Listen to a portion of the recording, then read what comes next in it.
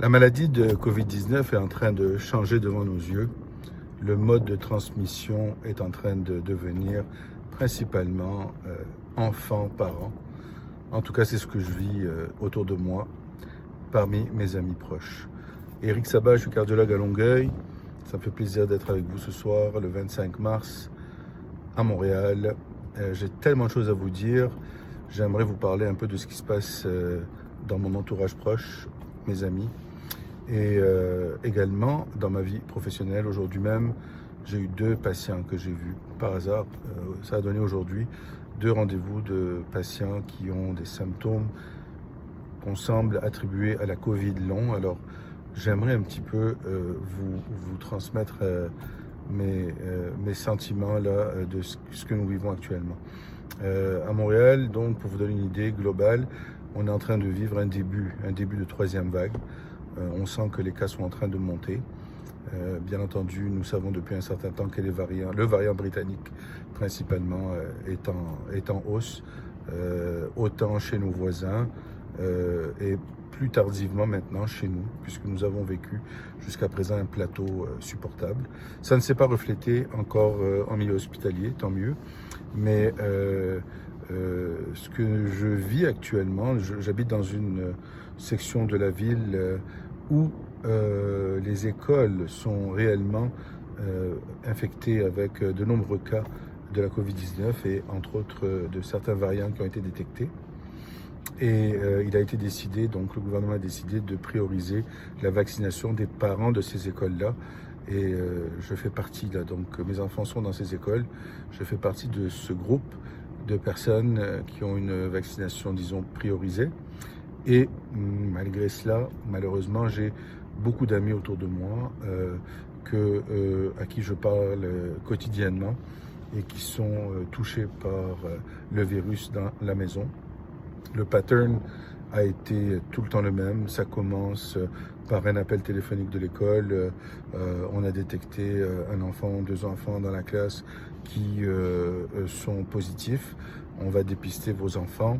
Le petit devient positif, isolement à la maison. Et la famille, le petit a souvent peu ou pas de symptômes. Et ensuite, un premier parent développe la maladie et un second parent par la suite développe la maladie.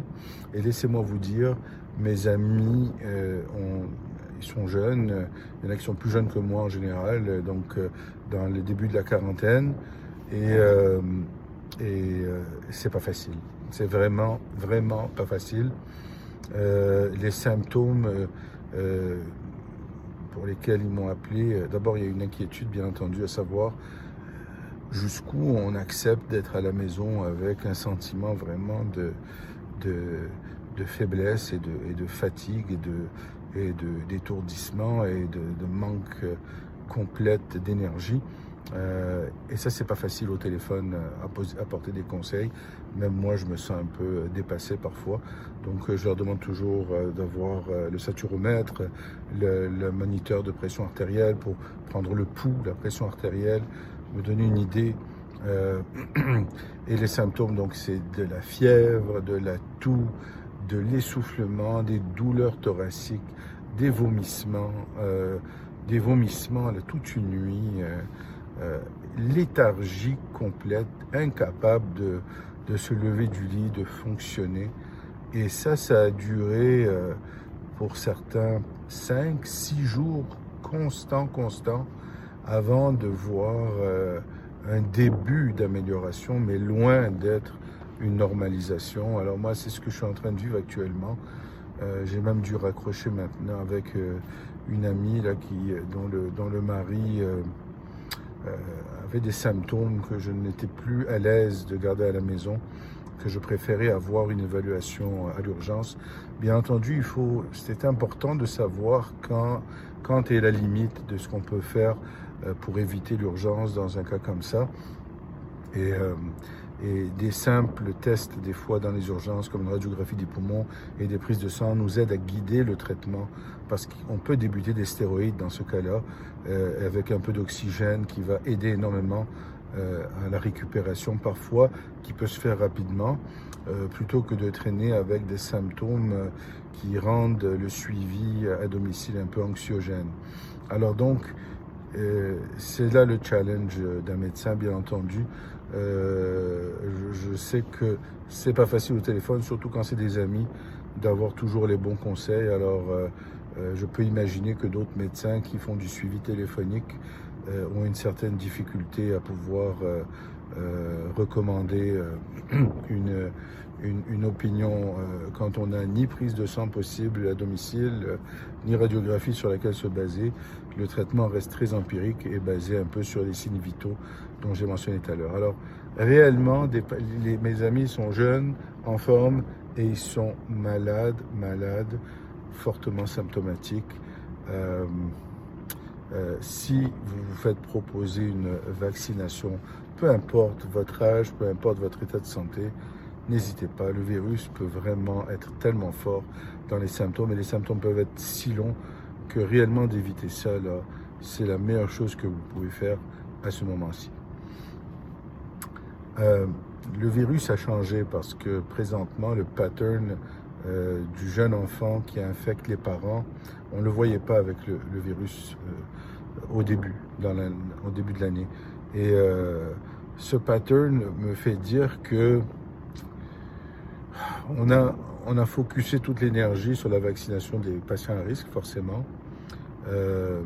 Mais il va rester cet été, et surtout il va rester à l'automne, bien entendu, toute la clientèle des jeunes enfants qui vont à l'école et de leurs parents qui ne sont pas vaccinés. Et ça va être tout un challenge pour éviter les éclosions dans les écoles et les infections secondaires des parents. Ça va être donc, autant on va peut-être pouvoir épargner un petit peu la surcharge des cas à l'hôpital cet été, par une vague qui va arriver où les gens vont peut-être être moins hospitalisés, il y aura certainement moins de mortalité, mais dire qu'on est sorti de cette épidémie cet automne, je pense que c'est vite dit. Plus j'y pense, plus je vois que ce pattern qui semble se démasquer maintenant avec ce variant qui rend vraiment les enfants un vecteur plus important qu'ils étaient auparavant, va faire que la rentrée scolaire va être encore probablement un challenge en septembre. Bon, ça ne nous empêche pas par contre quand même de passer un été à l'extérieur en faisant attention avec nos gestes barrières, d'ouvrir les terrasses, etc. Là, probablement qu'on pourra faire ça. J'ai l'impression réellement que cette vague va piquer puis va rebaisser au début de l'été, puis on va avoir un été correct. C'est plus à l'automne que je me questionne. Ça va être un automne challengeant parce que probablement que la grippe va réapparaître un peu, puis que ce virus sera encore bien présent parmi la population plus jeune. Alors, ça reste à voir là, les challenges qui nous attendent par rapport à ça. C'est sûr que chaque fois que je regarde la quantité de vaccins qu'on donne quotidiennement, j'espère qu'on ait doublé les injections, mais c'est pas le cas. On est toujours en bas de 40 000 par jour, puis c'est pas à cette vitesse qu'on va pouvoir avancer rapidement dans l'échelon de la vaccination. Et donc on est encore bien avec ce virus plusieurs mois. Il y a toujours encore cette inquiétude qui plane. Est-ce que le Canada va réussir à obtenir les doses qui ont été promises de la vaccination? L'Europe, l'Amérique sont en train de menacer peut-être de garder les doses dans leur continent pour prioriser la vaccination de leur population. Alors pour ça, on est sur un qui-vive, on est toujours en attente et c'est un peu désagréable malheureusement. Aujourd'hui, donc, j'ai vu deux patients en fait, mais une qui m'a vraiment plus marqué, une infirmière qui, depuis 3 mois, est en arrêt de travail, est arrivée en pleurs finalement, ampleur parce que finalement ces symptômes qui deviennent chroniques, on n'est plus capable de savoir s'il s'agit de symptômes organiques réels ou s'il y a une partie de psychologique et d'anxiété qui s'est greffée à ça et qui fait que les symptômes sont tellement limitants. Elle n'est pas capable de fonctionner, elle n'est pas capable de sortir de la maison sans être essoufflée, sans avoir des palpitations au moindre effort, pas capable de reprendre la moindre activité physique. Sa qualité de vie a été totalement anéantie depuis les 3 derniers mois. Je vous dirais que des médecins qui ne se tiennent pas au courant peut-être vont avoir l'impression qu'il s'agit là de symptômes psychologiques, mais quand on va visiter des sites de témoignages de beaucoup de patients qui répètent et rapportent tous des symptômes qui se ressemblent et qui se ressemblent, on n'a pas le choix de croire qu'il existe cette entité de Covid long et de plus en plus d'articles sortent là-dessus pour essayer d'éduquer les médecins et de nous faire comprendre la cause de ces symptômes. Parce que quand on teste au niveau cardiaque, on ne trouve pas grand-chose. Quand on teste au niveau pulmonaire, on ne trouve pas nécessairement la réponse pour expliquer l'essoufflement que ressentent ces patients-là de façon chronique. Alors donc, il y a des explications dont on ignore un peu la cause aujourd'hui, mais on comprend un peu plus le temps avance, mais ça va prendre du temps tout de même. C'est une nouvelle maladie. Et ce qui est peut-être de plus encourageant que j'ai noté, et un autre point favorable pour la vaccination, c'est que curieusement, les symptômes de Covid long sont améliorés chez beaucoup de patients lorsqu'ils se font vacciner une première dose de vaccin. Donc, c'est vrai que lorsque ces gens-là qui ont déjà fait la COVID reçoivent leur première dose de vaccin, ils réagissent pendant 48 heures plus fortement que les gens qui n'ont jamais été exposés à la COVID. Mais en bout de ligne, après quelques jours ou quelques semaines, leurs symptômes de Covid long s'amenuisent, que ce soit les symptômes au niveau de l'odorat, du goût ou même des symptômes pulmonaires. Et ça, c'est vraiment un peu énigmatique et intéressant à suivre en faveur de la vaccination. Alors écoutez, aujourd'hui, ça a été une journée pour moi pleine d'émotions, autant au niveau professionnel de voir la souffrance de ces deux patients-là et d'une en particulier pour laquelle j'ai beaucoup de... Je n'ai que peut-être des encouragements et de la patience à lui recommander et aussi maintenant possiblement la vaccination dès que ça sera possible pour elle de l'obtenir. Et la plus grosse part de mes sentiments lourds, c'est envers mes amis proches que je vois très affectés par cette maladie. Et je sais qu'ils vont s'améliorer dans les prochains jours, mais je ne sais pas si leur qualité de vie va du jour au lendemain revenir à ce qu'elle était ou s'ils vont traîner avec des symptômes qui vont faire en sorte que cette maladie, qu'elle nous rappelle régulièrement qu'elle est loin d'être banale. Alors voici un peu le message que je voulais vous donner aujourd'hui. J'espère ne pas trop vous décourager parce que oui, le but ultime de tout ce qu'on fait, c'est de diminuer les mortalités et de diminuer les hospitalisations. Donc on a visé la population la plus à risque. Mais on est très loin de pouvoir, disons, totalement éviter cette maladie chez la population plus jeune et plus en santé. Et bien entendu, il faut s'attendre à ce qu'une vague de jeunes soit maintenant touchée. Et étant donné qu'il y en aura des millions de jeunes, il y en aura toujours un peu qui vont aboutir dans les hôpitaux et les nombres d'hospitalisations, on va les voir augmenter. Mais je suis confiant qu'avec le tableau qu'on a ici à Montréal actuellement, qu'on pourra assumer la situation dans les hôpitaux cet été. Peut-être un dernier point.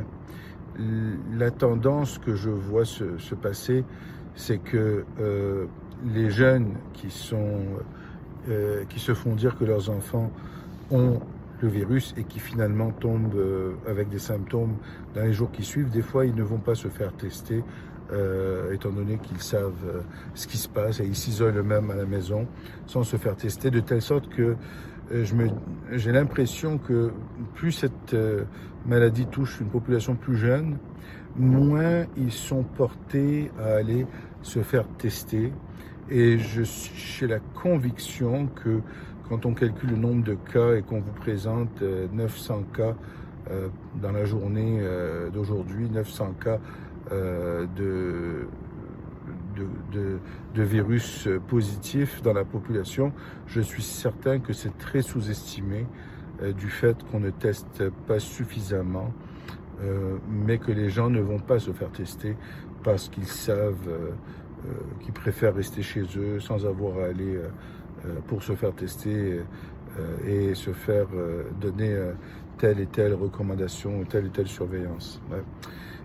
Je pense que ce que la santé publique aurait pu considérer, c'est que dans les secteurs chauds, très chauds de Montréal, on aurait pu réellement faire un dépistage de masse pour avoir une vraie idée de la situation. Actuellement, moi, à mon avis, avec ce que je vois autour de moi, c'est impossible que je vois tant de gens touchés par le virus autour de moi et qu'il n'y a que 900 cas par jour dans toute la province. Je vois pas comment c'est possible. Je vois pas comment ce reflet est réel. Et tant qu'il n'y a pas des tests faits de façon aléatoire chez les asymptomatiques, je pense qu'on est en train probablement de minimiser le nombre de cas qui se fait autour de nous. Bon, vous allez me dire, dans le fond, ce qui est important, c'est de s'assurer que dans les hôpitaux, on est toujours capable d'assumer, et c'est toujours le cas, bien sûr, dans les hôpitaux, on n'a pas encore vu, disons, l'impact de ce début de vague sur les hospitalisations, mais quand même, pour le contrôle d'une infection et surtout pour le contrôle de la propagation des variants, ça serait tellement pertinent d'avoir vraiment un dépistage de masse dans les quartiers chauds pour aller rechercher vraiment les gens qu'on doit surveiller et puis demander un isolement. Alors voilà, c'était mon opinion pour la journée. Courage, vaccination. Je pense que c'est le mot-clé, même si tous les jours on entend encore et encore des messages contradictoires sur des effets potentiels à long terme des vaccins. On craint des effets à long terme. Écoutez, tout ce que je peux dire pour rassurer certaines personnes qui pensent à ça, c'est que historiquement, tous les vaccins ont eu leurs effets secondaires dans les 6 mois de leur administration. Plus, au-delà de ça, il n'y en a pas eu de cas de bien documentés d'effets secondaires à long terme d'une vaccination. Alors, on a déjà cette année de recul, en tout cas, c'est quelques mois de recul, peut-être 3 mois, 4 mois, 5 mois de recul un petit peu. D'ici 2-3 mois, on aura atteint le 6 mois de recul de la vaccination. Et tout ce qu'on voit pour le moment, c'est que les pays qui ont massivement réussi à vacciner leur population s'en sortent beaucoup mieux que les autres qui sont au ralenti.